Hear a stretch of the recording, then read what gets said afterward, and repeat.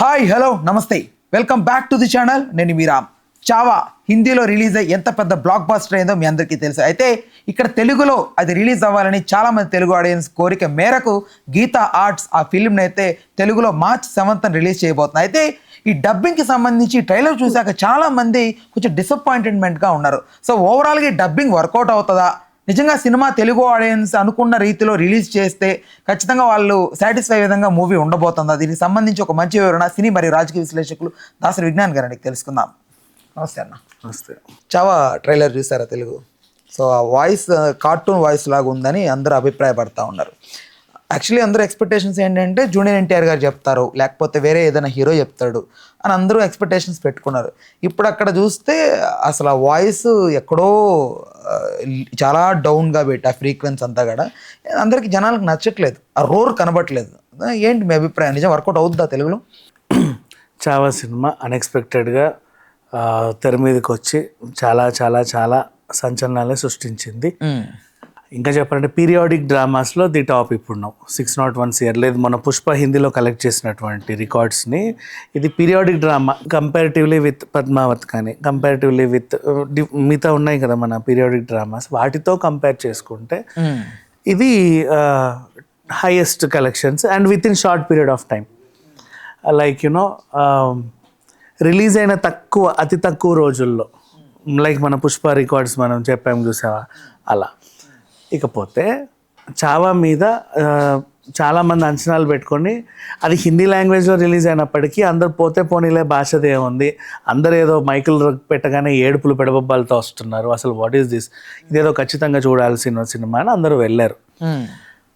Almost cinema అంతా చూశారు, వాళ్ళ ఎమోషన్స్ వాళ్ళకు ఉన్నాయి. మన మరాఠా యోధుడు, ఇతని గురించి చరిత్ర మనకి ఇంతకుముందు ఇంకోలా చెప్పింది, అసలు స్టోరీ ఇదా అనుకున్న వాళ్ళు ఉన్నారు. దీన్ని వక్రీకరించి తీశారని కొంతమంది, ఇలాంటివి. ఇప్పుడు ఇంత పెద్ద హిట్ అయిన సినిమాని మిగతా రీజనల్ లాంగ్వేజెస్లోకి డబ్ చేస్తారా, లేకపోతే రీమేక్ చేస్తారా, ఇంకేం చేస్తారనే టైంలో కొన్ని వార్తలు వచ్చాయి. ఇది యాక్చువల్గా మహేష్ బాబు చేయాల్సిన స్టోరీ అతనికి వెళ్ళింది, ఈ లాంగ్వేజ్లో ఇతను చేయాల్సిన స్టోరీ ఇతనికి వెళ్ళింది, అరే రిషబ్ శెట్టి ఏదో అనౌన్స్ చేశాడు దీనికి సంబంధించిందట, ఇంకేదో అట ఇలాంటివి. మళ్ళీ ఇవన్నీ ఎప్పుడు వస్తాయో, ఆ వచ్చే టైంకి ఇప్పుడున్న క్రేజ్ మళ్ళీ దానికి ఉంటుందో ఉండదో. ఈ టైంలో అబ్బా తెలుగులోకో హిందీలో ఒక డబ్ చేయండి అయ్యా, హిందీ సినిమాని తెలుగులో డబ్ చేయండి, మలయాళంలోకి డబ్ చేసి వదిలేస్తే బెటర్. ఒక కాంతారా లాగా అన్ఎక్స్పెక్టెడ్గా వచ్చి కన్నడలో పెద్ద హిట్ అయ్యి మిగతా అన్ని లాంగ్వేజెస్లోనూ దూసుకొచ్చింది. ఇకపోతే ఇంత అంచనాలు ఉన్నాయి కాబట్టి దాని మీద ఇంకా సోషల్ మీడియాలో ఈ చెత్త చర్చ నడవడం ఆబ్వియస్లీ. ఇది తెలుగులోకి డబ్ అయితే ఎవరు వాయిస్ ఇస్తే బాగుంటుంది, ఖచ్చితంగా ఎన్టీఆర్ ఇస్తే బాగుంటుంది, లేదు చిరంజీవి ఇస్తే బాగుంటుంది, అబ్బాయి రానా ఇస్తే బాగుంటుంది, లేదు వీళ్ళు ఇస్తే బాగుంటుంది, వాళ్ళు ఇస్తే బాగుంటుంది, మనం ముఫాసాకి మహేష్ బాబు భలే ఇచ్చాడే ఆయన ఇస్తే బాగుంటుంది, ఇలా అంచనాలు పెట్టుకున్నారు. ఆ అంచనాలు పెట్టుకునేసరికి వీళ్ళు మొత్తానికి మన గీతా ఆర్ట్స్ ఎప్పుడైనా సరే అరవింద్ గారు పక్క లాంగ్వేజ్లో ఏదైనా సినిమా ఒక రేంజ్లో వచ్చింది అంటే ఖచ్చితంగా ఇలా పట్టేస్తాడు, అది మనకు తెలిసిందే. ఆబ్వియస్లీ గీతా ఆర్ట్స్ కొనేసింది, గబగబా డబ్బింగ్ కూడా చెప్పించేసింది. మొత్తానికి అయితే మనకి ట్రైలర్ రిలీజ్ అయిపోయింది ఇక్కడ. Sorry for interruption. నాకు అనిపించింది ఏంటంటే అల్లు అర్జున్ గారు లేకపోతే బన్నీవాసు గారు గీతా ఆర్ట్స్ తరపున డబ్బింగ్ చేయించినట్టు నాకు అనిపించలే. యాక్చువల్లీ ఇప్పుడు if in case Bollywood film like ఇదివరకు షారుఖ్ ఖాన్ గారిది, సల్మాన్ ఖాన్ గారిది, వాళ్ళే స్వయంగా తెలుగు డబ్బింగ్ ఆర్టిస్టులు కొంతమందిని తీసుకెళ్ళి మాట్లాడతారు, కొంతమంది ఏదో కార్టూన్ వాయిస్ లాగా అలా మాట్లాడి అలా డబ్బింగ్ చెప్పించి మనకి ఇచ్చినట్లుగా అనిపించింది నాకు. మన వాళ్ళు చెప్పించి ఉంటే ఆ డెప్త్, ఆ ఇంటెన్స్ అది బాగా ఎస్టాబ్లిష్ అయ్యేది ఫిలింలో. బట్ వాళ్ళే డబ్బింగ్ ఎక్కడో తెలుగు ఆర్టిస్ట్ని తీసుకొచ్చి మన మొఖాన్ని వేసినట్లు అనిపించింది నాకు. Very disappointed. అలా వాట్ ఎవర్ ఒక వీళ్ళు వాళ్ళు చెప్తారేమో వీళ్ళు చెప్తారేమో అనుకున్నప్పుడు మొత్తానికి అయితే డబ్బింగ్ వెర్షన్ రిలీజ్ అయిపోయింది. ట్రైలర్ రిలీజ్ అయిన తర్వాత అందరికి కూడా ఫస్ట్ కలిగిన ఇంప్రెషన్ ఏంటంటే అమ్మయ్య తెలుగులోకి వచ్చేసింది, దట్స్ ఆల్. ఎందుకంటే హిందీ సినిమాని చాలామంది చూసారు, చాలామందికి హిందీ సరిగ్గా అర్థం కాల. ఆ ఎమోషన్స్ని ఎలా పట్టుకుంటే బాగుండా అని చాలామంది ఆ ప్రేమతో చూసారు ఆ సినిమాని. మన లాంగ్వేజ్లోకి వస్తే బాగుండు అనుకున్నారు. సో వచ్చిన తర్వాత 99% అందరికీ సాటిస్ఫాక్షన్ ఏంటంటే మన తెలుగులోకి వచ్చింది ఫస్ట్. నెక్స్ట్ ఆ తర్వాత ఎప్పుడు చూద్దాము, ఎప్పుడు దీని రిలీజ్ ఉంది, ఏ థియేటర్కి వెళ్ళి చూద్దాం. ఆల్రెడీ హిందీలో చూసిన వాళ్ళు కూడా ఇంకోసారి తెలుగులో మన ఫ్యామిలీ మెంబర్స్ కంటే వాళ్ళ తల్లిదండ్రులకో లేకపోతే పిల్లలకో హిందీ అర్థమై ఉండదు. సినిమా బాగుంది, ఎప్పుడైనా తెలుగులోకి వస్తే చూద్దామని వెయిట్ చేసిన వాళ్ళందరూ కూడా ఫ్యామిలీని తీసుకెళ్ళి చూద్దాం అనుకుంటున్నారు.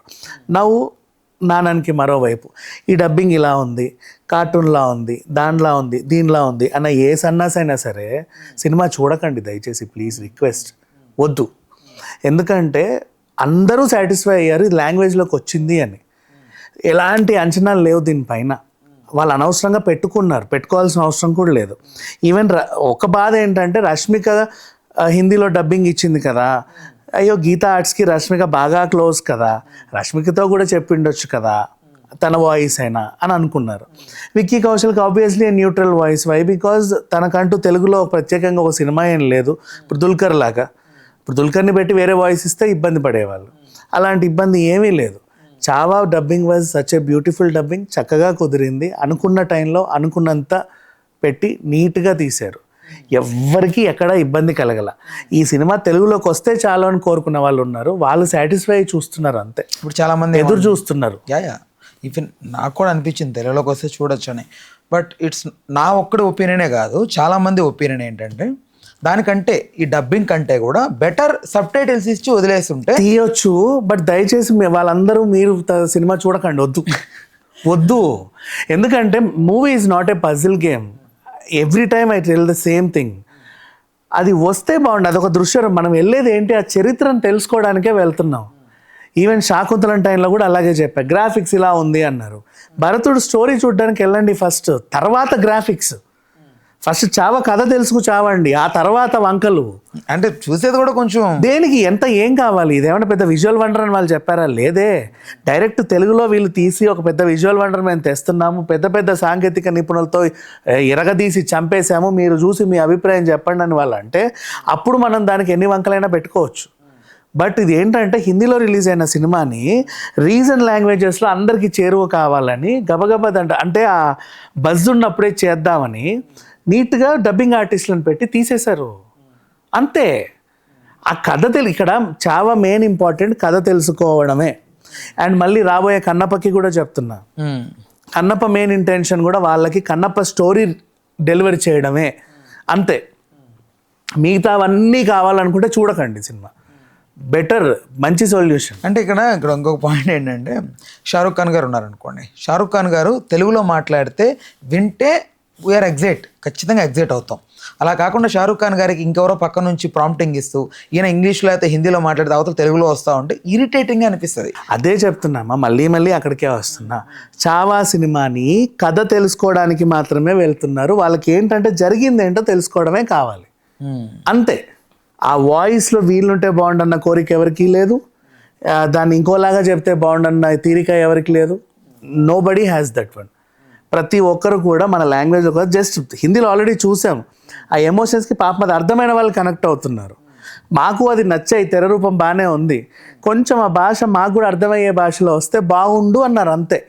ఇంకా ఎవరికి ఎలాంటి కోరికలు లేవు, ఎవరికీ లేవు. బట్ మన తెలుగు ఆడియన్స్ పల్స్ వేరే తెలుగు ఆడియన్స్ గురించే మాట్లాడుతున్నాను, వాళ్ళ తరఫునే నేను మాట్లాడుతున్నా. ఎవరికి ఎక్స్ట్రా కరిక్యులర్ కోరికలు లేవు, ఏమీ లేవు. సరే ఓకే, తెలుగులోకి వస్తే రిలీజ్ అయితే ఓవరాల్గా తెలుగు వర్షన్ వరకే ఎంత కలెక్ట్ చేసే అవకాశం? దీనికి కలెక్షన్స్తో కూడా సంబంధం లేదు, వీళ్ళకి డబ్బాష కూడా లేదు. నేను ఇంతకుముందు కన్నప్ప కూడా అదే చెప్పా, ఈ సినిమాని జనాలకు చూపించడమే గీతా ఆర్ట్స్ ధ్యేయం అంతే.